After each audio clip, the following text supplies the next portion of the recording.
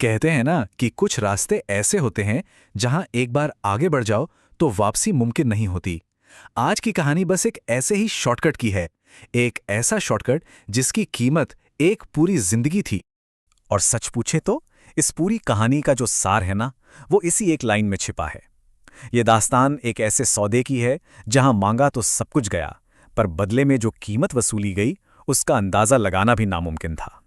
तो चलिए मिलते हैं इस कहानी के मेन कैरेक्टर मिथुन से। मिथुन की जिंदगी का बस एक ही फलसफा था कि भाई मेहनत क्यों करनी जब जुगाड़ से काम चल सकता है ना।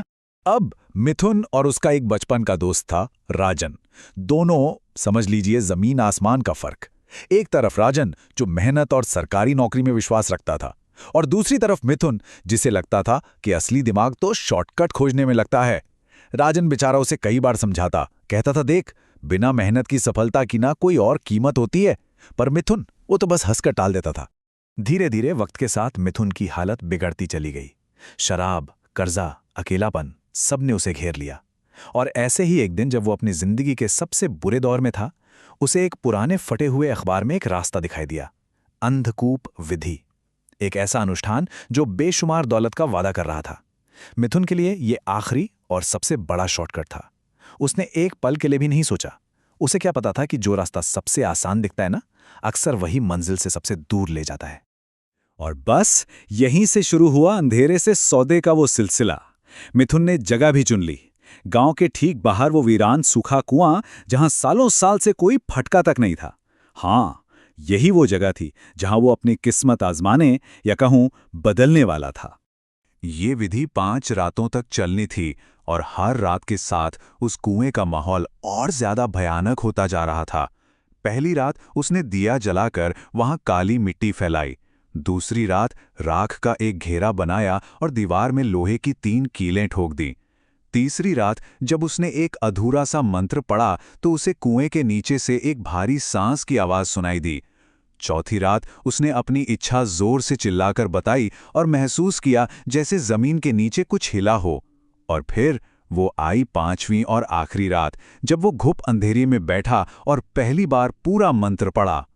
और जैसे ही मंत्र खत्म हुआ ना, कुएं के आसपास की जमीन एकदम बर्फीली हो गई।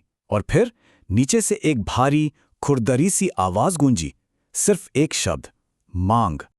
मिथुन की आवाज तो कांप रही थी, पर उसकी मांगे बिल्कुल साफ थी। पैसा, बहुत सारा पैसा, ताकत और एक आसान जिंदगी। बस उसे यही सब चाहिए था। और इसके बाद कुआं फिर से वैसा ही खामोश हो गया। तो विधि पूरी हो गई। और उसके बाद मिथुन की जिंदगी ने ऐसी पलटी मारी जैसे किसी ने जादू की छड़ी घुमा दी हो। ये उसके सुनहरे दौर की शुरुआत थी। एक ऐसा दौर जहां मेहनत का मां भी नहीं था, पर दौलत वो तो बस बरस रही थी। अब देखिए हुआ क्या। जुए में वो कभी हारता ही नहीं था। लॉटरी के टिकट एक के बाद एक लग रहे थे। जमीन के वो सौदे जो महीनों से अटके पड़े थे, वो चुटकियों में हो रहे थे। मतलब ऐसा लग रहा था मानो पैसा खुद उसका पता पूछकर उसके पास आ रहा हो। बस कुछ ही महीनों की बात है, वो टपकती छत वाली झोपड़ी से निकलकर एक आलीशान हवेली का मालिक बन बैठा। ऊंची ऊंची दीवारें, चमचमाता हुआ फर्श, अरे सब कुछ बदल चुका था। और फिर उसने एक चमचमाती हुई नई गाड़ी खरीदी और उसे सीधा कहाँ ले गया? अपने दोस्त राजन के घर। ये साबित करने के लिए कि देखो, मेरा जुगाड़ काम कर गया। राजन उसे देखकर खुश तो हुआ, पर उसके दिल में कहीं ना कहीं एक अजीब सी घबराहट भी थी। कुछ महीने तो सब कुछ बिल्कुल बढ़िया चला, लेकिन कहते हैं ना, हर शॉर्टकट की कीमत होती है। और अब मिथुन के लिए वो कीमत चुकाने का वक्त आ गया था। किस्मत का पहिया अब उल्टा घूमने को तैयार था। पर सवाल ही उठता है कि इस कामयाबी की असली कीमत क्या थी? क्या ये सिर्फ पैसा था या फिर कुछ और भी? और फिर चीजें बदलने लगीं। सबसे पहले एक जमीन के सौदे में इतनी बड़ी गड़बड़ हुई कि मिथुन को अपनी जेब से भारी नुकसान भरना पड़ गया। फिर जुए में हार का जो सिलसिला शुरू हुआ, वो रुका ही नहीं। सौदे ठीक आखिरी मिनट पर आकर टूटने लगे, यहां तक कि लोग भी उससे कतराने लगे।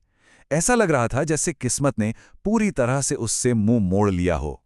लेकिन पैसों के नुकसान से भी ज्यादा भयानक था वो दिमागी कहर जो उस पर टूटा। हर रात उसे एक ही डरावना सपना आता कि वो एक अंधेरी नम गुफा में फंस गया है, जहां सांस लेना भी मुश्किल है और निकलने का कोई रास्ता नहीं। वो चीखता हुआ, पसीने में लथपथ, हांफता हुआ जाग जाता था। धीरे धीरे सारे पैसे खत्म हो गए। घर चलाने के लिए उसे अपनी वही शानदार गाड़ी बेचनी पड़ी, वही गाड़ी जो कभी उसकी कामयाबी का सबसे बड़ा सबूत हुआ करती थी।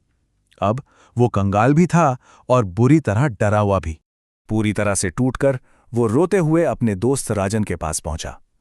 राजन ही उसे काजल गांव के एक पहुंचे हुए तांत्रिक बाबा गोरखनाथ के पास ले गया। और बस यहीं पर मिथुन को अपनी गलती का वो भयानक सच पता चला, अधूरे ज्ञान की असली कीमत क्या होती है। बाबा ने उसे बताया कि अंधकूप विधि में एक बहुत जरूरी शर्त थी, एक ऐसी शर्त जो उस अखबार के टुकड़े में लिखी ही नहीं थी। शर्त ये थी कि हर अमावस्या की रात उस कुएं की शक्ति को रक्त की बलि यानी खून का चढ़ावा देना जरूरी था। बाबा गोरखनाथ ने मिथुन की गलती को बिल्कुल साफ शब्दों में समझाया। उन्होंने कहा, गलती तेरी है, तूने उसे जगाया और फिर उसे भूखा छोड़ दिया। वो शक्ति अब अपना कर्ज वसूलने पर तुली हुई थी। अब सिर्फ एक ही आखिरी मौका बचा था। अगली रात महालय अमावस्या थी। बाबा ने साफ साफ चेतावनी दी थी कि ये विधि मिथुन को अकेले ही करनी होगी। तो मिथुन एक काला मुर्गा लेकर उस कुएं में उतरा, अपनी जान बचाने की आखिरी हारी हुई कोशिश करने। मिथुन ने जैसे तैसे बलि दी, लेकिन तभी कुएं के अंधेरे से वही खुरदरी आवाज गूंजी, पिछली बलियों का क्या?